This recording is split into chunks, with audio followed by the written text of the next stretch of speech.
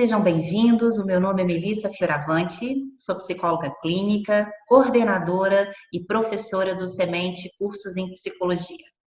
Hoje estamos começando a nossa primeira aula do curso online de técnicas em terapias cognitivas. Vamos lá, vou falar para vocês um pouco da organização do nosso curso, tá?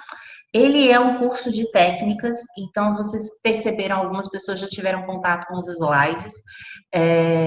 A gente não vai focar nesse primeiro momento na teoria das terapias cognitivas. Existe um embasamento teórico que a gente vai fazer agora no primeiro momento, mas que é para falar das técnicas. Então, assim, para quem ainda não conhece nada de terapia do esquema, de terapia cognitiva, aguarde que o ano que vem a gente faz um curso de introdução à terapia cognitiva de uma forma geral, ok? Então, a gente já vai avançar um pouquinho para as próprias técnicas, até porque esse é um curso de capacitação de apenas 9 horas. Não dá para a gente falar de todas as técnicas, e muito menos falar das técnicas e da teoria em terapia cognitiva. Pela manhã, eu vou me esforçar bravamente para concluir o conteúdo da manhã, que são as técnicas cognitivas. À tarde, a gente vai falar das técnicas vivenciais experienciais, com enfoque em terapia do esquema. E amanhã pela manhã, a gente vai falar das técnicas comportamentais. Bem, quando a gente fala de terapia cognitiva, né, a gente está falando de pensamentos e crenças disfuncionais. Não que a gente só tenha crenças disfuncionais, a gente tem crenças muito funcionais, né? O problema é que a presença de crenças disfuncionais, de pensamentos disfuncionais, é que causam dificuldade, sofrimento e às vezes estão no cerne dos transtornos mentais. Tá? O terapeuta utiliza intervenções, e a gente está o tempo todo pensando nessas intervenções, né, para que a gente possa resolver esses problemas, esse sofrimento do paciente. E o nosso foco é fazer com que esse paciente ele tenha uma reestruturação cognitiva. E aí, já entrando um pouquinho em terapia cognitiva, eu queria que vocês prestassem bastante atenção nesse desenho aqui. Tá vendo? Tem o pensamento lá em cima, tem a emoção aqui do lado e tem a ação. Se vocês perceberem, a gente tem setas que giram. Então, a gente não pode falar, quando a gente fala de terapias cognitivas, que a gente precisa trabalhar reestruturação cognitiva porque os pensamentos causam emoções e comportamentos. Ou seja, pensamentos e crenças disfuncionais causam emoções e comportamentos disfuncionais. A gente não pode falar isso. Na verdade, é um equívoco quando a gente diz que é pensamento, emoção e comportamento. O fato da gente enfocar como processo de mudança o pensamento e crença, por acreditar que o pensamento e as crenças mediam as emoções e os comportamentos, e, portanto, a gente coloca ele como foco de primazia das nossas ações, não permite nós, terapeutas cognitivos, afirmarmos a relação de causa, tanto para a emoção quanto para o comportamento. Quando a gente pensa em causalidade, a gente fala que A causa B. Então, existe até uma relação temporal, que A deve vir antes de B. Ou seja, que o pensamento vem antes da emoção. A gente não tem isso, a gente não tem como provar isso. O que a terapia cognitiva diz é que a partir do momento que a gente consegue gerar uma mudança na nossa forma de interpretar as coisas, a gente consegue gerar mudanças na forma de sentir e na forma de se comportar. Ok? E aí, portanto, é uma coisa bem legal que, embora a cognição seja algo da intervenção, o nosso objetivo é fazer com que o paciente pare de sofrer. Eu já vi muitos psicólogos cometendo a gafe de dizer assim, o importante da terapia cognitiva é fazer com que o sujeito mude a forma de pensar. Não, meus amores. A gente vai para a terapia porque a gente está sofrendo, porque a gente está triste, porque a gente está desesperado. É por isso que a gente faz terapia. Quantos de vocês estão aqui indo para terapia e não chegam, embora sejam terapeutas cognitivos, não chegam na terapia dizendo, então, sabe o que que é? É porque esta semana eu passei muito tempo com erro cognitivo, com uma distorção cognitiva de catastrofização, e isso está prejudicando meu trabalho. Bolhufas! Bolhufas! Vocês chegam na terapia dizendo que vocês estão absolutamente angustiados, ansiosos, quando vocês não vão para falar das reações fisiológicas. Olha, eu tenho tido problema de pressão alta, eu não durmo mais, eu tenho uma insônia frequente, o meu gastro pediu para que eu fizesse terapia, porque a dor de estômago que eu tenho sentido constantemente não é um problema orgânico. A gente vai para terapia porque a gente está sofrendo. E é muito importante que a gente tenha empatia, habilidade para reconhecer isso.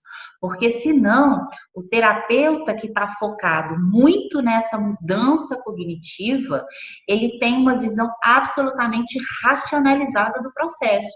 E aí ele não vai conseguir entrar junto com o paciente para entender o problema. Tá? Uma forma de alcançar, né,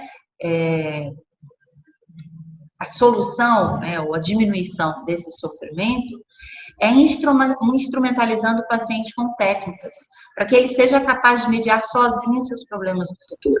É uma frase que todo aluno de terapia cognitiva, de formação, de supervisão já ouviu, né? Um bom terapeuta consegue fazer com que o seu paciente, no final do processo terapêutico, ele se torne o seu próprio terapeuta. Então, a gente instrumentaliza o tempo todo a terapia para que a gente pense na alta. Esse paciente ele tem que entender que a terapia é um processo que tem começo, meio e fim. Claro que, de acordo com a gravidade, com a complexidade do caso, esse fim não é tão próximo, esse fim não é daqui a 15 semanas, 16 semanas, né? É mais longo, vai durar anos esse processo terapêutico, mas que ele tem um fim, e que esse fim significa que o paciente aprendeu não só a lidar com os problemas, mas como a criar soluções, planos de ação, mediar situações de conflito através das técnicas que ele aprendeu no processo terapêutico. Ou seja, o nosso pote de ouro, no final do arco-íris, onde a gente quer chegar, né? É quando a gente consegue ensinar o paciente a relaxar, a questionar os próprios pensamentos e a se comportar de maneira mais saudável. Não é criar o ser humano perfeito. Isso eu vou fazendo várias ponderações ao longo da aula, porque eu já dou supervisão há muito tempo. E eu vejo que muitos psicólogos se sentem muito ansiosos, né, com o fato de que, às vezes, o paciente quer ir embora da terapia, mas faltava mais aquele pequeno ajuste para que o paciente recebesse alta. Precisava mais abrir uma caixinha para que o paciente recebesse alta. E muitas vezes a gente tem uma certa compulsão até, né, para que a gente vá cada vez mais melhorando a vida desse paciente, como se fosse possível criar um cidadão perfeito pós-terapia, né? Isso diz muito mais dos nossos esquemas do que, de fato, do processo terapêutico. Então, a gente vai tentar fazer com que o paciente fique o melhor possível, dentro do que seja possível. Com isso, o nosso pote de ouro a gente vai denominar de flexibilidade cognitiva. Pacientes com transtornos mentais, como depressão, ansiedade, até os pacientes com transtornos mais graves, como os transtornos de personalidade, eles têm por característica uma inflexibilidade cognitiva, uma dificuldade de criar novos esquemas, novas interpretações. Ele tem uma visão muito rígida do mundo. E ele já tem essa visão há muito tempo. E aí ele vai vivenciando experiências no mundo, aquelas experiências que contradizem a forma dele enxergar o mundo interno dele, ele ignora, ele reluta. Então, quando a gente tem um paciente que vai para terapia, vocês podem observar, né? Todos os achismos, todas as ponderações que ele discute no processo terapêutico, ele traz como verdade. Ah, isso é uma verdade. Eu tenho certeza. Eu tenho certeza que fulano pensa isso de mim. Eu tenho certeza que eu não vou passar no concurso. É, o meu marido não buscou os meus filhos no colégio. Eu tenho certeza que ele estava com a amante dele. Embora essa palavra certeza não necessariamente falada na terapia, né? Mas o caboclo fica, eu tenho certeza, eu acho. É dessa forma. E isso, essa rigidez, né, essa dureza, é o que traz sofrimento para o sujeito, porque o mundo, ele é cosmopolita. A gente tem 7 bilhões de pessoas com necessidades, com vontades próprias, e essas relações interpessoais, né, elas são multifacetadas. Então, eu acho, bem, você perguntou para a pessoa, e essa é a proposta da terapia, criar essa flexibilidade cognitiva, né? O principal resultado é possibilitar que o paciente integre com mais saúde seus pensamentos, emoções e comportamentos. Tá?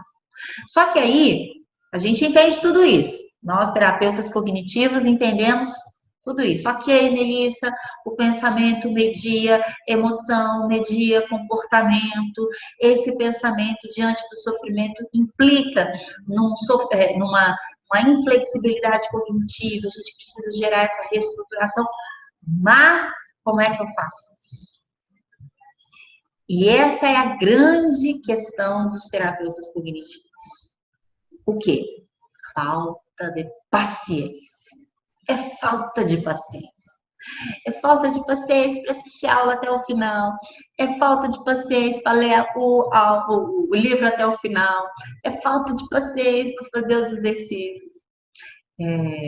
Eu cheguei a fazer um videozinho, foi divulgado nas redes sociais, a gente impulsionou esse videozinho, e ele se baseou numa experiência. Há muitos anos atrás, eu fui dar aula junto com meu marido numa cidade de perto.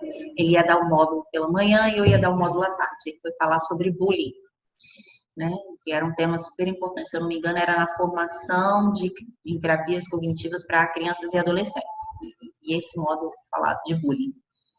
E aí, a aula, se eu não me engano, ela era de 9 às 3, uma coisa assim. Então, às 11 horas da manhã, às 8 horas da manhã, eram umas 9, 10 horas. Ele ainda estava discutindo muita questão teórica, trazendo conceitos, trazendo informações importantes para que a gente entendesse por que de determinadas intervenções, né? Para que determinadas intervenções. E aí uma aluna chega 2 horas depois na aula, e enquanto ele ainda está discutindo ali algumas visões teóricas que são importantes para entender o porquê e o para quê, ela levanta o bracinho e diz: professor, eu entendi o que você está dizendo, mas é o seguinte, eu estou com uma situação de bullying na minha escola e eu quero saber o que eu faço agora. Aí ele olhou e falou assim: mas fazer agora o quê? Qual técnica que eu faço como intervenção agora, né? Porque eu preciso resolver isso segunda-feira. Os alunos olharam assim para a cara do outro e falaram: olha, a gente ainda está no nosso início de aula, a gente vai falar um pouquinho mais sobre isso depois.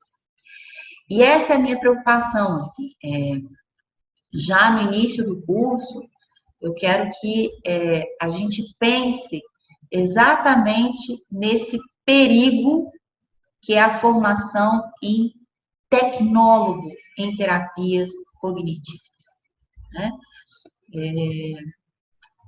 É importante a gente entender que a terapia cognitiva ela é um modelo científico de intervenção terapêutica. Então, quando a gente pensa em falar de uso de técnicas, significa que a gente não está fazendo um atendimento de maneira intuitiva. Ela tem que ser estruturada, ela tem que ser organizada, tem que ter uma intenção. O tempo todo, o nosso curso hoje, ele é voltado para uma ideia de intencionalidade terapêutica. Aquela técnica, ela está sendo utilizada para que propósito?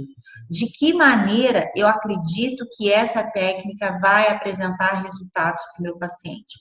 quantas sessões são necessárias para que, de fato, essa técnica alcance um determinado efeito. Hoje a gente tem milhares de livros, milhares. Depois eu vou estar passando as referências bibliográficas de todo o material que eu usei para vocês e algumas referências complementares, que falam de diversas técnicas. O grande problema é que a maioria dessas técnicas, elas não são explicadas em que momento vocês devem utilizar, de que forma que vocês devem utilizar, e mais ainda, quantas vezes vocês devem utilizar essa técnica para que ela tenha sucesso. Nas minhas supervisões, eu já vi várias vezes, principalmente supervisão de faculdade, né, de graduação, os alunos tendo uma certa impaciência com o RPD, com o registro de pensamento automático. Ah, você vai trabalhar novamente o RPD. Os professores, já é a terceira sessão que eu estou trabalhando no RPD. Gente, o RPD vocês trabalham pelo menos 15 sessões. Vocês vão trabalhar várias sessões. Vocês começam com 3 colunas, vocês passam para 6 colunas, vocês vão para 7 colunas. Não é uma coisa mágica, sabe? Que gera um insight no paciente. Aquela técnica, ela não gera um insight no paciente. Aquela técnica não gera uma motivação no paciente. Não é a técnica em si, é o processo. Esse processo tem a ver com relação terapêutica, esse processo tem a ver com o entendimento do paciente sobre a necessidade da aplicação daquela técnica. E eu já estou dando spoiler, eu já estou avançando nos slides. Calma, Melissa, calma que ainda temos bastante tempo de aula. Bastante tempo de aula. Então, olha, vamos ficar atentos, ok? Eu adoro aula, que eu já começo puxando a orelha da galera. É para usar a técnica? É para usar a técnica, mas por que está usando a técnica? Né? O que você espera? Eu escuto muito assim, Melissa, eu preciso de uma técnica que gere motivação no paciente. Gente, motivação é uma coisa absolutamente complexa. Não é uma técnica, é um processo de técnicas, ok? Então, vamos lá. Então, o que eu quero que vocês guardem de mais importante nesse curso de técnicas, que quando vocês estiverem um paciente, vocês têm que pensar, né, em substituir o como fazer pelo porquê fazer. O tempo todo a gente tem que estar com uma palavrinha na ponta da língua chamada intencionalidade. Qual é a minha intenção? Qual é o meu propósito com aquele paciente? E aí você tem um propósito geral, que é diminuir o sofrimento do paciente. Você diminui o sofrimento do paciente de que maneira? E aí é muito importante vocês estarem prestando atenção, né, na relação terapêutica de vocês. Mas antes disso, deixa eu voltar para esse slide aqui. Tô falando, eu tô me antecipando, tô ansiosa hoje. Tô falando, que nem uma louca, né? Então, para que o processo terapêutico seja eficiente, é necessário que seja utilizada uma técnica válida, tá? Caso o seu uso não seja no momento adequado, isso pode prejudicar não apenas o processo terapêutico, mas também pode fazer com que o paciente não consiga lidar com ele. Então, de repente, vocês querem usar uma técnica vivencial que vocês acharam mara. Nossa, que técnica incrível! Eu vou usar o lugar seguro com o paciente já na terceira sessão. Eu fiz com a Melissa, foi maravilhoso, foi perfeito. Vocês não sabem se o paciente é seguro o suficiente na terapia para achar que o que você vai passar para ele, de fechar os olhinhos, relaxar. Você não sabe se esse paciente tem pensamentos paranoicos. Está na terceira sessão, ele não sabe se você vai mexer na bolsa dele. Esse terapeuta tá mandando fechar os olhos aqui, vai mexer na minha bolsa. Pronto, já explodiu, já não deu certo. Então, vocês têm que saber qual que é o momento certo para usar. Então, entre as coisas que vocês têm que prestar atenção é a idade, né, a motivação. Vou fazer um jabá aqui meu. Tem um videozinho bacanérrimo que vocês vão encontrar no sementepsicologia.com.br ou no nosso canal do youtube.com/sementepsicologia, tá? Que fala sobre entrevista motivacional, para vocês prestarem atenção em qual estágio da motivação. Será que ele reconhece de fato que ele tem um problema? Será que ele vê o problema, mas ainda não tem prontidão para essa mudança? Então, vocês têm que ficar atentos a isso, tá? Possíveis dificuldades cognitivas. Nós temos pacientes que têm não só uma rigidez cognitiva, isso como uma dificuldade de aprendizado, tá? A gente tem muito adulto que vai para terapia que é analfabeto funcional. Suporte familiar e social. Por exemplo, existem vários pacientes que vão ter dificuldade para realizar tarefas de casa por escrito por estarem com uma família tóxica. Então, na hora que o paciente vai escrevendo, a mãe vai querer saber o que está vendo, está escrevendo, o pai vai querer saber. Eu tenho pacientes que escrevem muitas tarefas de casa pelo celular, né? Então, a gente faz uma tarefa de casa, como os 5 sucessos, que a gente vai falar daqui a pouco. Se você tem um marido, né, que fuça o celular, que mexe no celular, que tem a senha do celular, pode ser que isso não consiga. Então, vocês têm que pensar, olha, a tarefa de casa, né, pode ser utilizada para todo paciente? De que maneira que eu posso passar isso para o paciente? Chat. Na parte das dificuldades cognitivas, a conexão falhou. Eu gostaria que você repetisse, por favor. Então, olha só, a gente tem que ficar atento às dificuldades, né? Então, a gente tem a questão da idade, né? Ou seja, a terapia cognitiva está amplamente, já está mais do que difundida, sucesso com crianças e adolescentes. Mas será que toda técnica pode ser utilizada com crianças e adolescentes? Né? A motivação do paciente, e aí eu comentei, né, que tem um videozinho nosso, uma aula gratuita, tanto no site quanto no canal do YouTube, sobre entrevista motivacional, para que vocês reconheçam em qual estágio da motivação, se o sujeito reconhece que ele tem problema, se ele reconhece e não está pronto para a mudança, ou se ele já está pronto para essa mudança. Dificuldades cognitivas, porque temos muitos adultos, né, que são analfabetos funcionais, eles leem, mas total dificuldade de compreensão, e a terapia cognitiva, ela passa muito pela psicoeducação, pelo estudo, né? Isso é importante. O suporte familiar, que a gente pode ter famílias que não contribuem para o sucesso terapêutico, que atrapalham. A tarefa de casa é uma das coisas que a gente tem que pensar. Se o paciente não vivencia uma relação abusiva, e isso gera prejuízo para que ele faça a tarefa de casa, porque o marido quer fuçar o celular, porque a mãe quer fuçar o celular, e a gente tem que dominar a psicopatologia e conhecimento em psicofarmacologia. Tá? Por exemplo, eu já tive uma paciente que estava tratando de ansiedade e depressão. E ela estava melhorando, estava tomando os remédios e tal. Eu não sei porque eu fiquei 15 dias, eu acho que eu tirei uma licença, alguma coisa assim, isso já tem bastante tempo. Fiquei 15 dias sem atendê-la. E quando eu voltei, ela disse para mim que os sintomas dela tinham voltado com muita força, que ela não estava se sentindo bem e que ela estava muito frustrada porque ela estava melhorando mesmo. A gente já estava num processo de terapia em que ela estava pensando em diminuir a medicação. E aí eu fiquei atenta a isso, né? Fiquei atenta e aí quis saber o que estava acontecendo. Vocês acreditam que ela parou de tomar a venlafaxina de uma hora para outra? A venlafaxina é uma medicação que causa total dependência química do remédio e que você não pode tirar jamais sem fazer um desmame. E aí, o fato de a gente ter, né, um entendimento em psicofarmacologia, quando ela começou a me relatar os sintomas, eu perguntei para ela, falei, olha só, eu lembro que a gente estava comentando a respeito de você está querendo diminuir os remédios. Você diminuiu os remédios? Ela, ai, tem 5 dias que eu parei de tomar a venlafaxina.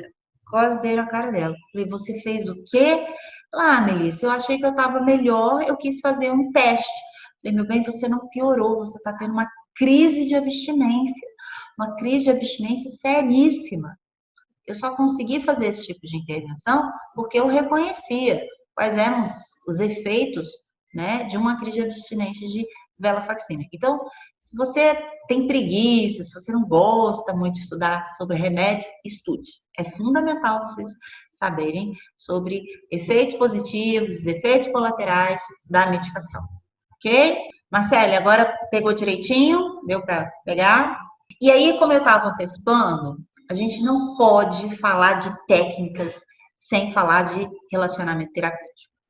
Hoje, as terapias contextuais reconhecem a fundamental importância do relacionamento terapêutico. Na terapia do esquema, inclusive, a gente ganha um status, ou que a gente cria até um nomezinho para isso, chama reparentalização limitada ou repaternalização limitada. De tão importante que é o papel do terapeuta. Né? Essa estratégia que vocês vão ficar sabendo um pouquinho mais tarde, lá tarde mesmo, quando a gente falar das técnicas vivenciais, ela é fundamental para que aconteça a mudança. E aí, a principal habilidade para que esse relacionamento terapêutico aconteça é você ter uma empatia bem desenvolvida. Eu falei isso no último live, eu sei que isso é uma pulguinha, um incômodo no ouvido de muita gente, mas é verdade, entendeu? Não é porque todo mundo faz curso de psicologia que serve para ser terapeuta, não, gente. Você pode servir para fazer um monte de coisa enquanto psicólogo. Mas para ser terapeuta, você tem que ter algumas habilidades bem desenvolvidas. E a empatia, a habilidade de escuta, de conseguir se colocar no lugar do outro, para perceber quais são as necessidades. E aí, entendendo quais são as necessidades do paciente, entender quais técnicas vocês devem utilizar, isso é fundamental. Bem, e como que a gente identifica as necessidades, né, de uma técnica específica? A gente tem que pensar além do que são técnicas interessantes ou aparatos como jogos e baralhos.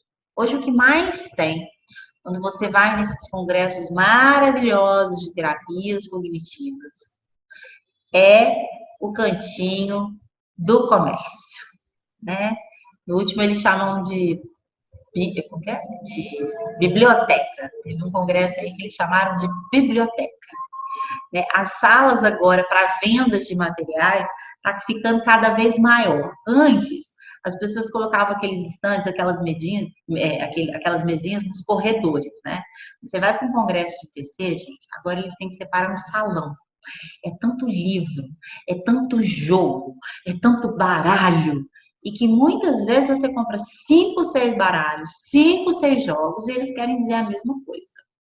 E nada que você não possa fazer de uso, né, de recursos que você tenha no seu consultório, como papel, lápis e caneta. Tá? Eu não sou contra jogos e baralhos de forma alguma. Eu só acho que a gente tem que tomar muito cuidado com isso, porque a gente tem que pensar em qual é a nossa intenção. Ah, eu quero que o paciente se sinta mais motivado quando ele vê aquele jogo, quando ele vê aquelas cartas coloridas. Ok, eu acho o lúdico brilhante para ser utilizado. Mas se você está esperando que a motivação ela venha de técnicas interessantes ou de aparatos como jogos e baralhos, eu acho que você tem que pensar melhor em como está a sua relação terapêutica. Porque a motivação chave para a mudança, ela tem que vir da relação e não do uso de técnicas ou jogos e baralhos diferentes, tá? Para isso, somado ao conhecimento teórico, é importante que o terapeuta compreenda as demandas trazidas pelo paciente e a vivência de cada um deles. A gente tem muitos protocolos para determinados transtornos. Então, a gente tem protocolo de tratamento de fobia social, a gente tem protocolo de atendimento para depressão, a gente tem protocolo de atendimento para criança e adolescente, e aí a gente já tem lá uma lista pré-definida de técnicas e muitas vezes a gente não para ouvir qual é a necessidade do paciente, qual é a história daquele paciente. Como não lida com aquele paciente de maneira individualizada. Tá? Os processos em terapias cognitivas. Uma outra característica importante das terapias cognitivas, diferente das psicoterapias da psicodinâmica, é que a gente tem um papel ativo e colaborativo do paciente, né? O paciente ele não faz associação livre, o paciente ele não está excluído da relação terapêutica, ela é focada no presente, mas a gente reconhece a necessidade de ir lá no passado para reconhecer a origem das crenças e dos esquemas. Ela é estruturada, ela é organizada, você tem uma prévia agenda de sessão, mesmo que você não siga aquele modelo bem organizado da Judite, você tem um começo, meio e fim na sua sessão. E com o passar dos anos, vocês vão ganhando mais expertise no manejo de atendimento de vocês, e vocês vão fazendo isso de forma mais intuitiva.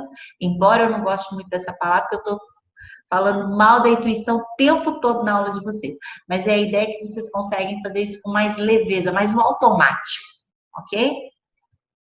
A gente tem evocação e modificação de pensamentos automáticos, a descoberta e modificação de esquemas, e a gente tem ênfase na psicoeducação. E para pensar em técnicas, a gente tem dois processos muito importantes, que é a estruturação e a psicoeducação. A estruturação nada mais é do que uma forma colaborativa com o paciente da gente organizar o tratamento.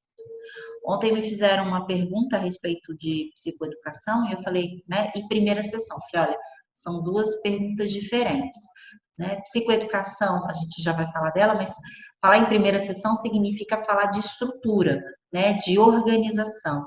E é fundamental que o paciente, desde o início, ele entenda que ele vai ter uma participação ativa. Pode ser que ele não consiga participar ativamente nos primeiros momentos, porque ele ainda não está bem familiarizado com a terapia cognitiva.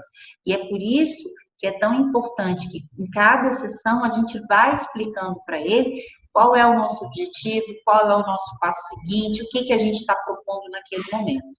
Tá? Então, uma maneira da gente organizar o processo terapêutico é criar agendas, falar dos objetivos, checar os sintomas, como é que está a sua ansiedade hoje, como é que está a sua ansiedade nesse momento, realizar uma determinada técnica e verificar quais são as reações fisiológicas que o paciente está sentindo naquele momento, dar e receber feedback o tempo todo é importante.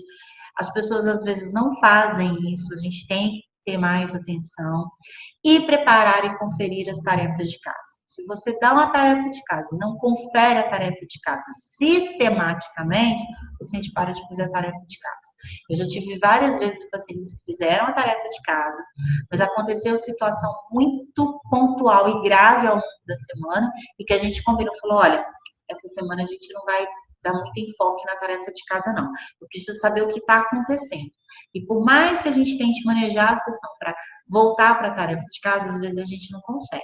Na sessão seguinte, a primeira coisa que a gente faz é voltar à sessão à tarefa de casa anterior, tá?